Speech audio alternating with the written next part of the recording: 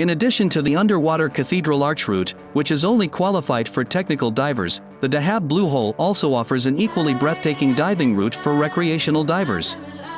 Known as Belzoni Blue Hole, this dive route, with a maximum depth of 32 meters, offers divers the perfect combination of tunnel diving, wall diving, and drift diving. In order to ensure a safe and smooth journey, people with extensive travel experience usually study maps, route planning, and various preparations in advance.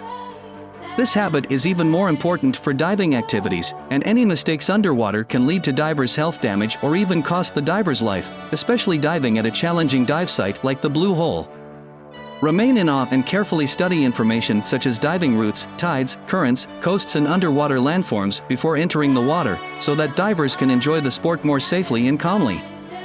Here are two different versions of the Blue Hole recreational diving map. The first was produced by POTI. The second was made by a private divers club. Every diver going to the Blue Hole for the first time should carefully study the map and make a detailed plan. To better understand this route, I specially created an animated route demo.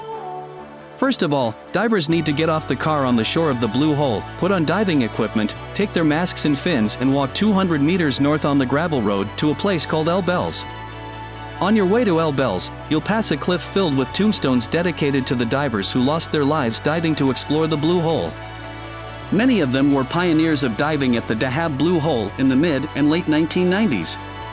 At the time, experienced divers would use ordinary air or compressed air to dive to the Blue Hole Arch, which was below 50 meters.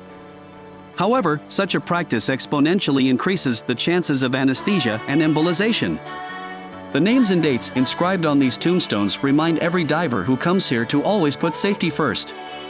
El Belz is the starting point of the diving route, a very narrow reef crevice that reaches 32 meters underwater. Divers jump from shore into cracks and ride this elevator to the abyss. After diving vertically to a depth of 30 to 32 meters, you will reach the open sea outside the Blue Hole. It then rises along the reef cliffs of the Blue Hole to an area called the Saddle on the edge of the Blue Hole, which corresponds to the side of the Blue Hole facing the open sea. The route from the bell to the saddle usually has a downstream current, so divers can experience a combination of wall diving and underwater drifting. The saddle is one of the most colorful places in the entire Blue Hole area. Mild tides, combined with bright surroundings, create ideal growing conditions for a stunning reef made up of several different species of soft and hard coral. There is also a chance to admire different species of fish here. Divers enter the waters of the Blue Hole after climbing over the saddle reef, which is 6 meters deep, ideal for an underwater safety stop before the end of the dive. After the safety stop, the diver disembarked from the shore of the Blue Hole to complete the dive.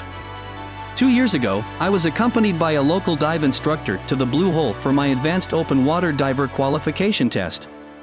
At that time, aside from the diving routes, I knew very little about the underwater landscape and history of the Blue Hole.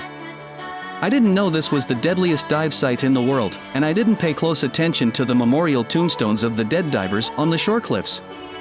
Before COVID-19 pandemic, Blue Hole was arguably the busiest dive site in the Dahab region, and you'll find recreational or technical divers along the entire dive route from the Bell to Blue Hole. Maybe it was because of the excitement of exploring the Blue Hole for the first time, maybe seeing many divers under the water distracted a lot of attention, maybe because of the good state at the time, I felt that diving in the Blue Hole was not too challenging. I ignored the safety limit for recreational divers and dived to a depth of 35 meters while the instructor was taking care of other students. The first Blue Hole diving experience left me with the illusion that I could easily navigate the Blue Hole, and it was not until I came to Blue Hole diving again during the pandemic period that I realized that it is far from being as simple as I thought.